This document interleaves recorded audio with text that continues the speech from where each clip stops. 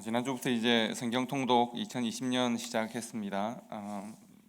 성경들이 함께 성경 읽고 묵상하고 토론하고 받은 은혜를 나누는 것만큼 좋은 성경 공부는 없는 것 같습니다. 성경 공부 교재도 많고 많은 모임이 있지만 이것만큼 좋은 또 영적 성장이 있는 시간이 없습니다.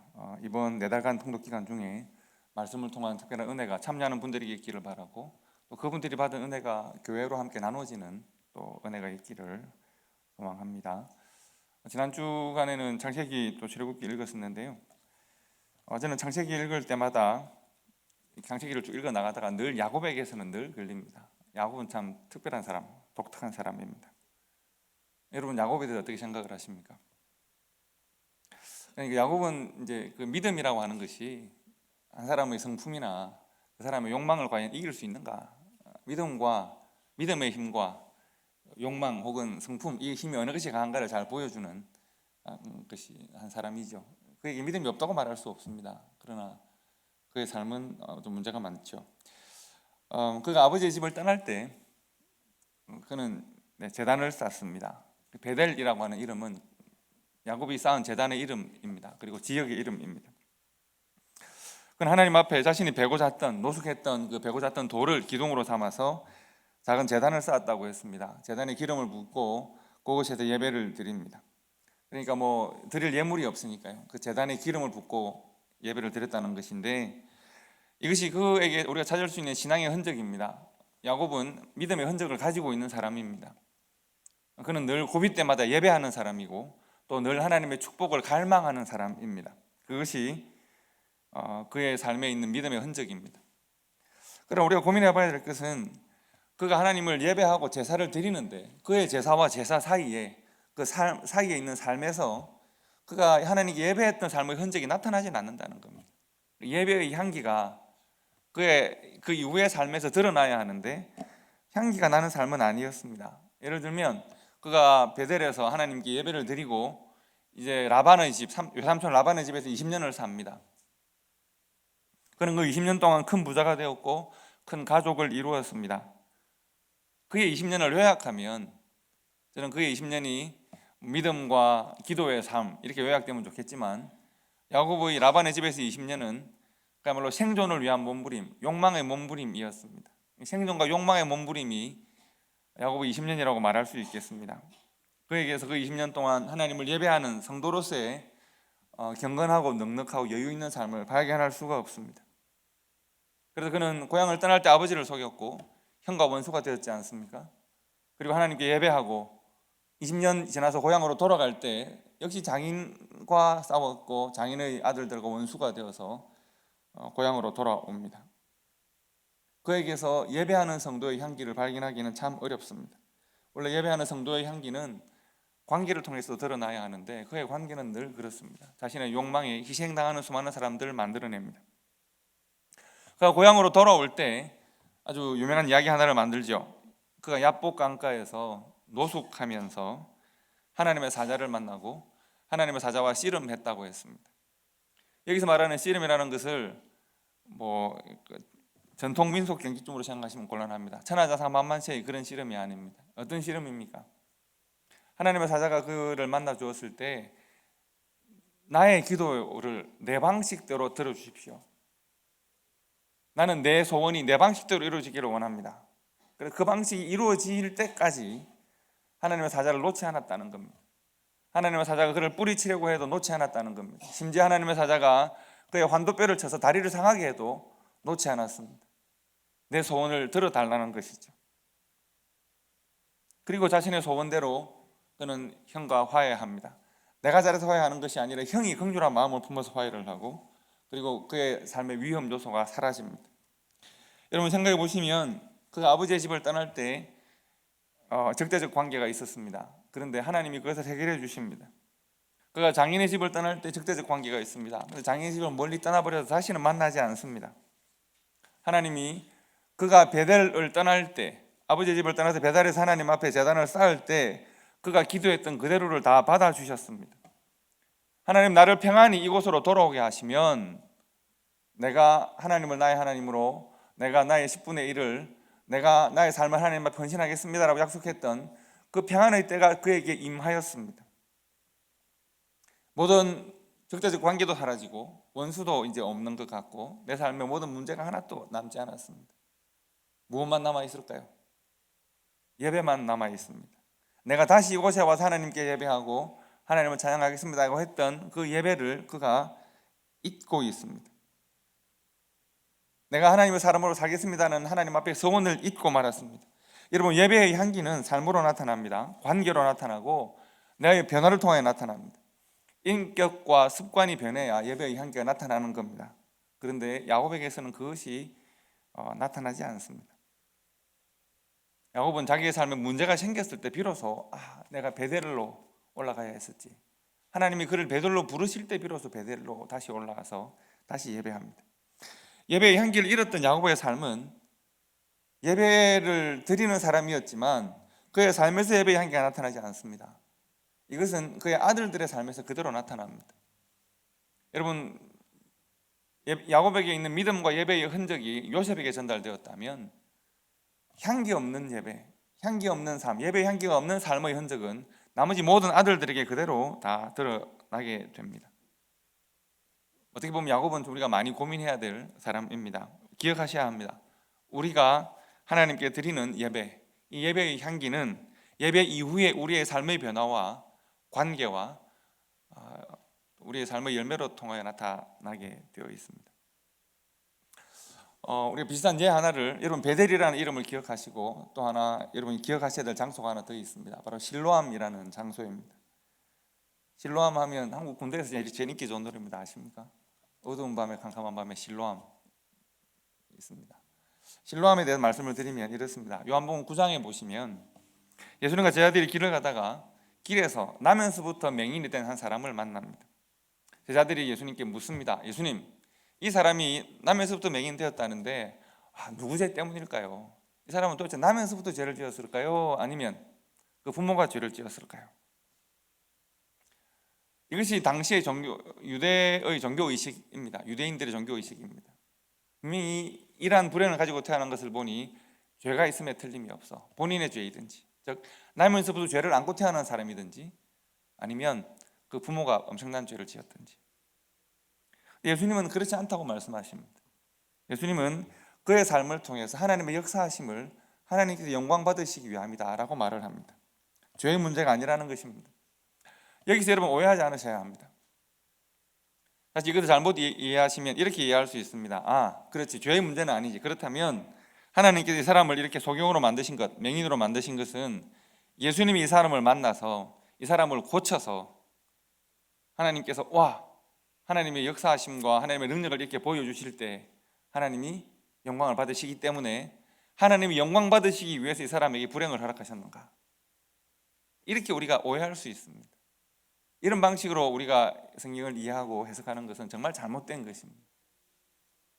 그렇다면 만약 이것이 옳다면, 그런 논리가 옳다면 세상에 많은 사람들이 고침 받지 못하고 살잖아요. 그렇지 않습니까? 그 나면서부터 가졌던 질병을 평생 안고 살다가 하나님 앞으로 가는 사람들이 훨씬 많죠. 그 사람들을 우리가 어떻게 이해할 수 있겠습니까? 그래서 하나님께서 이 사람의 불행을 이용하셔서 하나님의 영광을 받으셨다라고 하는 논리는 정말 잘못된 논리입니다.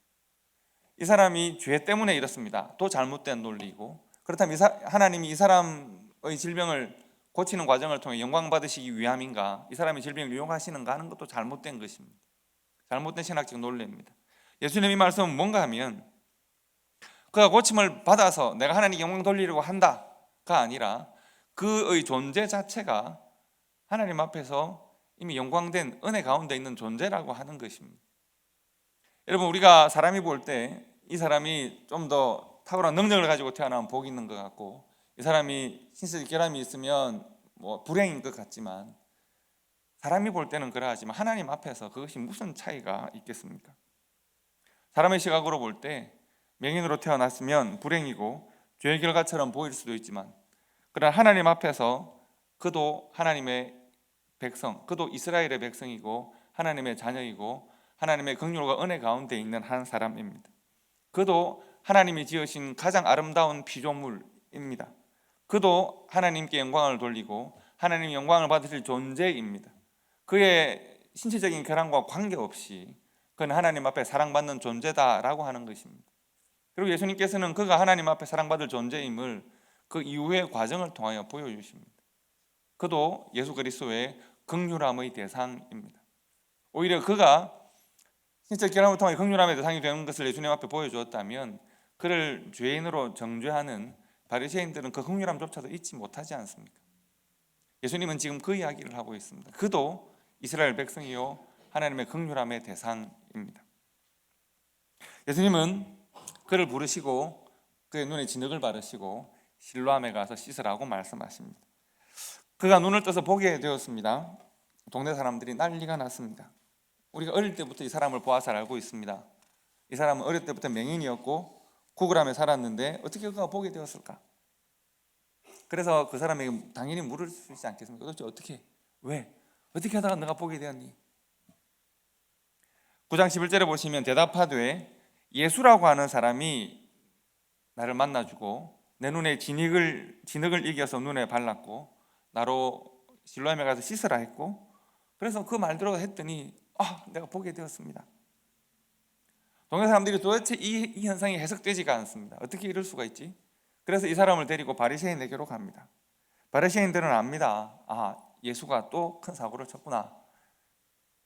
바리새인들은 이 문제를 어떻게 해석을 하고 어떻게 할까 고민을 하다가 주목한 것은 이 사람이 눈을 뜨게 된 날이 안식이라는 데 주목합니다. 안식일에 일을 할 수 있습니까? 없습니까?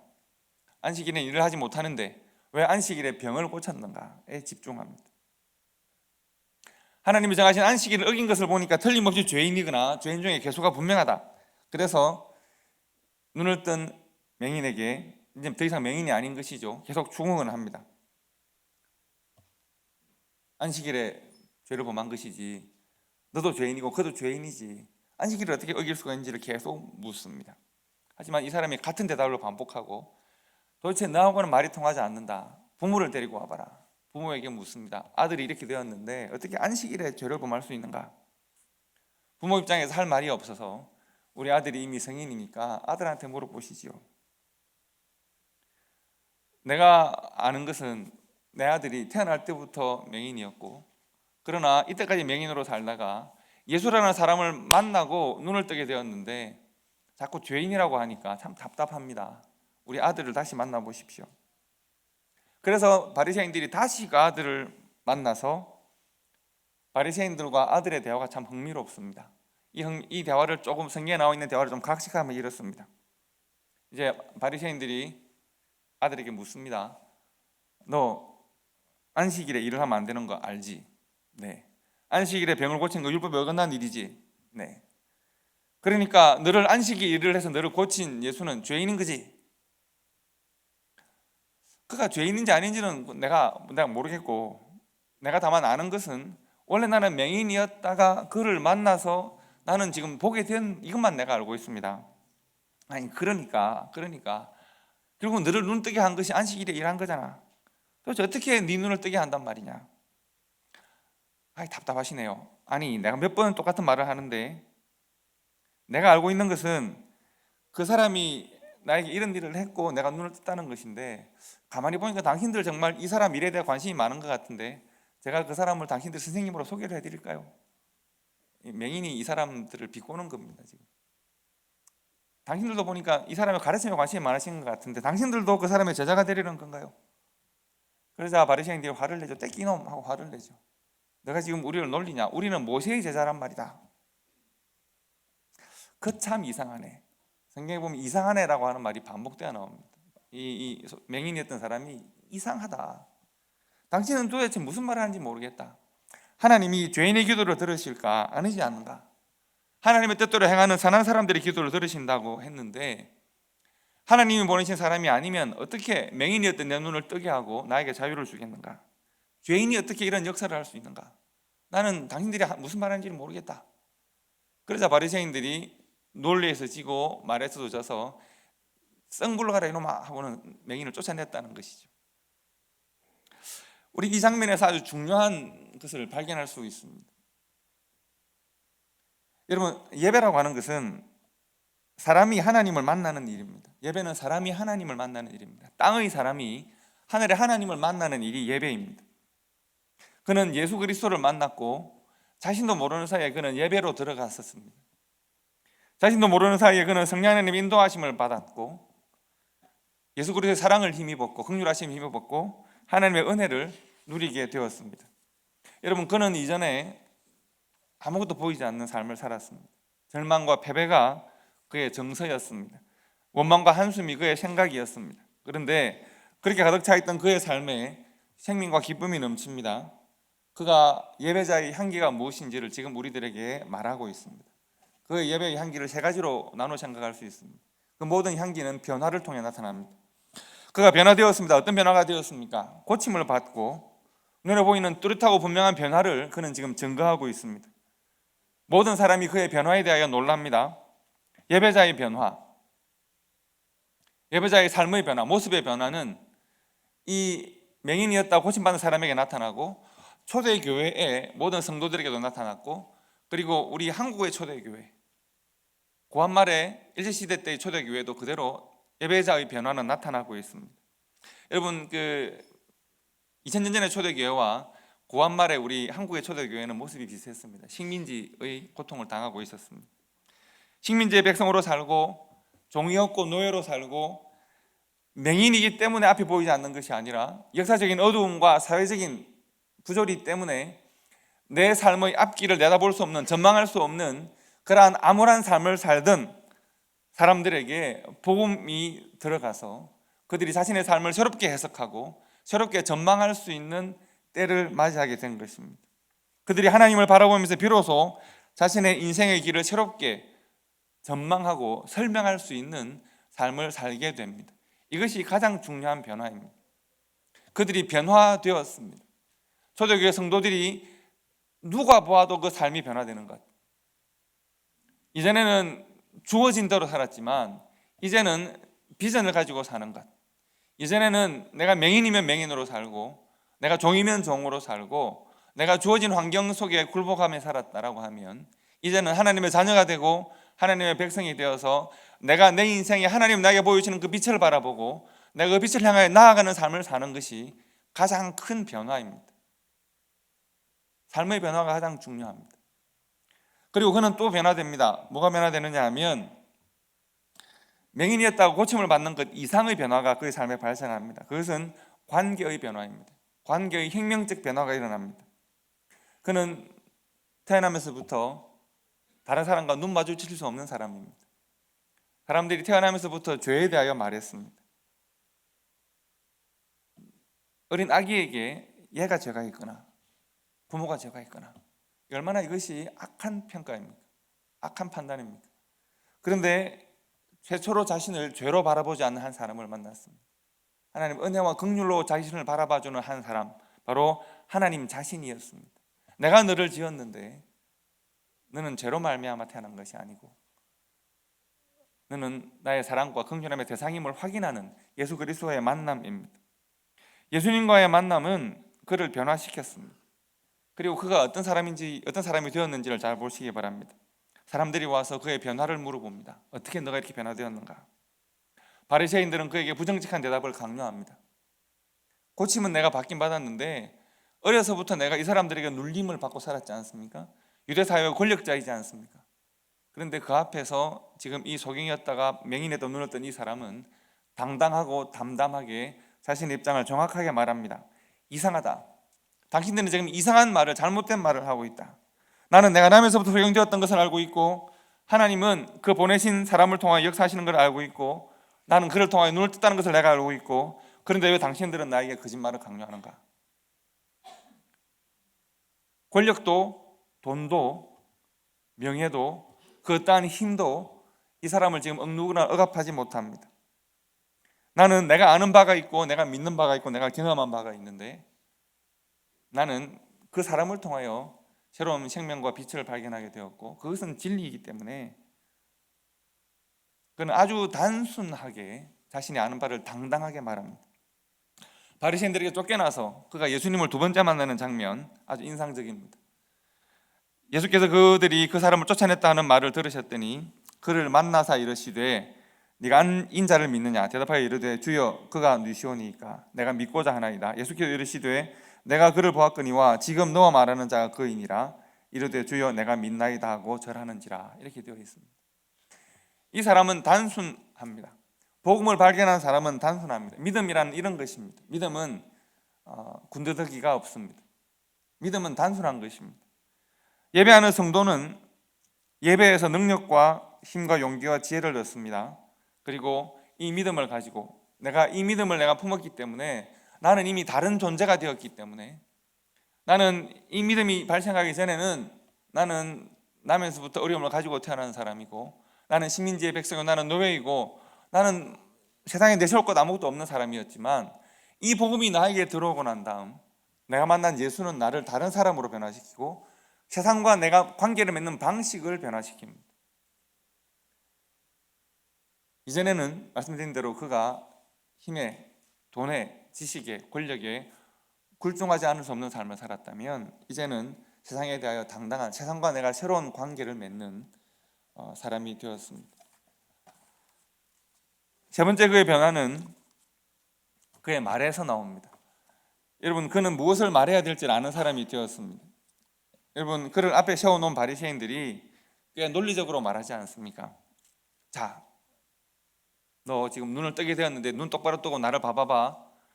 하나님이 안식일에 일하지 말라 그러셨지? 예. 안식일 지키는 게 하나님의 백성의 뜻이지? 예. 그런데 안식일에 너를 고쳤다며? 네. 하나님 뜻을 어긴 거지? 글쎄요. 그 사람 죄인이지? 이렇게 지금 논리적으로 이야기하고 있습니다.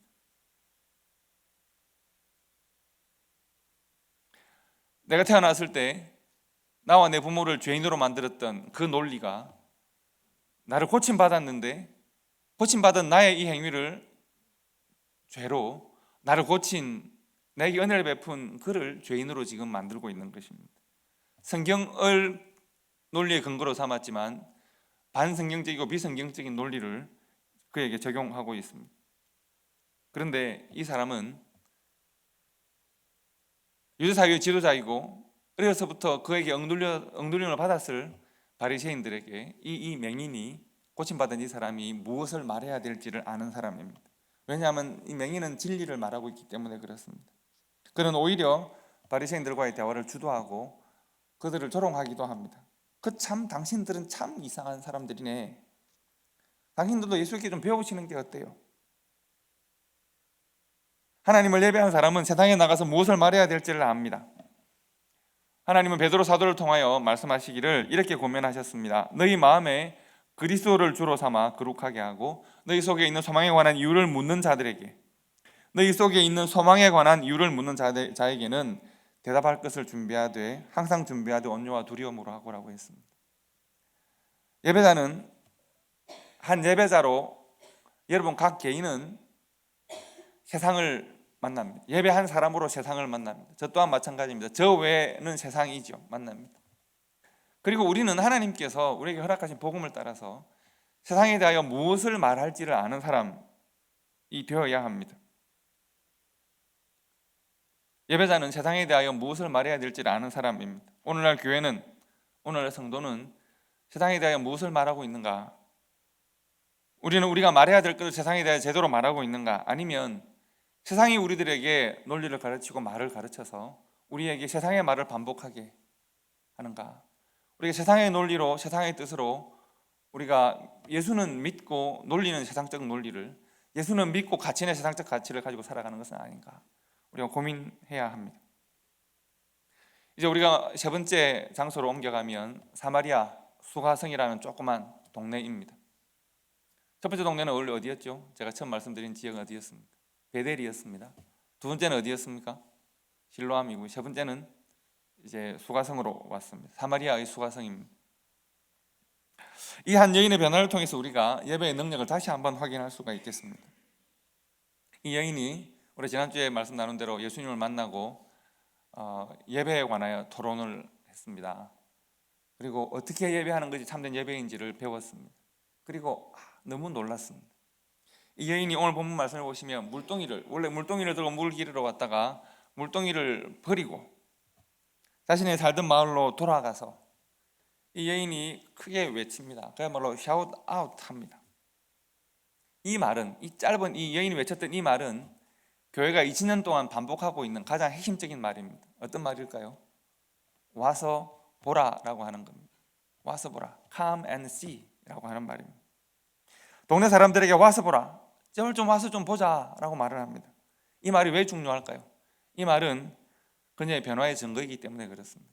그녀는 변화되었습니다. 예수를 만나기 전과 예수를 만나고 난 다음에 그녀는 완전히 다른 사람이 되었습니다.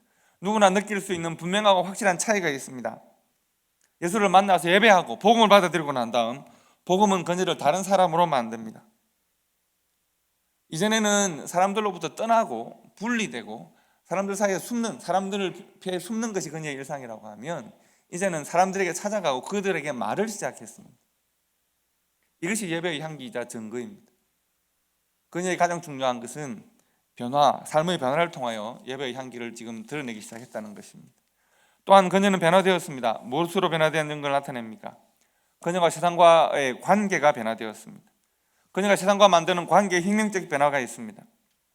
이전에는 이 사마리아 소가성의 여인은 자신에게 사람들이 가까이 오고 접근하고 자신의 삶을 이렇게 들여다보고 자신의 삶에 대하여 말하는 것을 막았습니다. 나한테 가까이 오지 마라.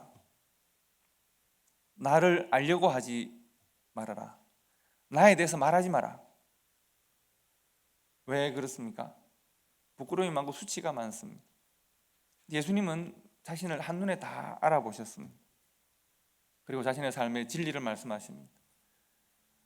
그런데 이제 사람들의 접근을 막고 나를 보지 말라고, 나에 대해 말하지 말라고 하던 이 여인이, 사람들로부터 거리를 만들어내던 여인이 거리의 장벽을 깨뜨리고 사람들에게로 달려가서 사람들을 지금 초청하고 있습니다. 부정적이고 적대적 관계가 변했습니다. 이 여인이 세상과 관계를 맺는 방식이 변했습니다. 내게 와서 나를 만난 사람을 보라는 겁니다. 와서 보라고 말합니다. 당당하고 담대하게 이전에는 두렵고 피하고 감추고 싶었던 삶에서 초대하고 나누고 섬기고 싶은 삶으로 바뀌었습니다. 왜 그렇습니까? 그가 예수를 만났고 예배했기 때문입니다. 이 땅에 그녀가 하늘의 하나님과의 사귐에서 성공했기 때문입니다. 그녀에게 나타난 예배의 흔적, 바로 예수 그리스도입니다. 여자가 물동이를 버려두고 동네로 들어가 사람들에게 이르되 내가 행한 모든 일을 내게 말한 사람을 와서 보라, 이는 그리스도가 아니냐 하니 그들이 동네에서 나와 예수께로 오더라. 여러분, 그녀의 변화는 세 번째 말에서도 나타납니다. 여러분, 사람은 아까도 말씀드렸지만 우리 맹인에게서 나타나는 거지만 한 사람은 세상과 교통하면서 합니다. 그런데 우리에게 삶에 어려움이 있고 수치가 있고 고통스러운 일이 있으면 우리가 세상과의 관계를 단절하죠. 커뮤니케이션을 단절합니다. 제한적으로 커뮤니케이션합니다. 필요한 것만 하려고 합니다. 사마리아 여인은 이전에는 세상과의 교통에 실패했습니다. 무엇을 말해야 되는지 모르겠습니다. 그러나 이제 내가 세상에 대하여 무엇을 말하고 살아야 되는지를 이제 알겠습니다. 이전에는 나를 변명하기에 바빴고 나를 공격하면 내가 더 악한 말로 공격하기에 바빴고 누가 나에게 1의 상처를 주면 나는 10으로 돌려주리라. 악한 말로 자신을 보호하려고 했다면 이제는 그 모든 세상의 논리들을 다 뛰어넘어서 내가 해야 되는 말이 무슨 말인지 알겠습니다. 그 말은 여인이 지금 외치고 있는 말입니다. 와서 보라, 내가 그리스도를 만났다. 나의 이 변화를 만들어낸 예수 그리스도를 내가 만났다. 우리가 그렇게 기다리던 그리스도를 만났다. 와서 보라는 것입니다. 이전에 그녀가 아무리 아름다운 세상의 말로 사람들을 설득하고 우리 집에 오시겠어요? 사람들은 아마도 안 왔을 겁니다. 그래서 그녀는 담을 쌓고 살았습니다. 그런데 이제 그녀가 외치는 이 말로 사람들이 그녀에게 다가오기 시작합니다. 동네 사람들이 그녀와 함께 예수를 만나고 예수의 말을 듣고 예수를 믿었더라고 성경이 증거하고 있습니다. 그녀의 삶과 관계와 그녀의 말의 변화, 이것이 사람들을 설득합니다. 복음적인 삶, 복음적인 관계, 복음을 전하는 말, 이것이 예배의 흔적이자 예배의 향기입니다. 이것으로 이 여인이 자신이 만나는 세상을 설득하고 세상을 예수 그리스도 앞으로 인도하고 있습니다. 오늘날 교회와 성도가 세상을 설득하는 가장 아름다운 도구는 바로 이것입니다. 복음적인 삶의 변화와 복음적인 관계의 변화와 복음적인 말의 변화. 어렵지 않죠? 외워볼까요? 복음적인 삶의 변화와 복음적인 관계의 변화와 복음적인 말의 변화입니다. 이것으로 지금 여인이 세상을 설득하고 세상을 하나님 앞으로, 예수 그리스도 앞으로 인도하고 있습니다. 이것으로 맹인이었다 고침받은 사람이 사람들을 설득해서 하나님 앞으로 인도하고 있습니다. 그러나 믿음의 조상이고 아브라함과 이삭과 야곱의 하나님이 야곱은 이 일에서 실패합니다. 예배의 향기를 만들어내는 일에 실패하고 그의 삶은 질곡으로 계속 이어집니다. 성도 여러분, 오늘 우리가 예배의 향기를 잃었던, 예배했지만 자신이 가지고 있는 믿음과 예배를 자신의 성품과 기질과 혹은 욕망과 맞부딪혀서 계속 예배와 믿음을 폐해하게 만들었던 한 믿음의 조상의 예배의 흔적을 우리가 생각했고, 예배의 향기를 회복하고 얻었던 한 맹인이었다 고침받은 이 사람과 사마리아 여인을 우리가 오늘 만났습니다. 그리고 우리가 우리의 향기를 고민해야 합니다. 우리 초대교회와 우리 성도들의 믿음과 예배의 향기에 대한 고민을 해야 합니다. 우리는 2020년 2월에 하나님을 예배하고 있습니다.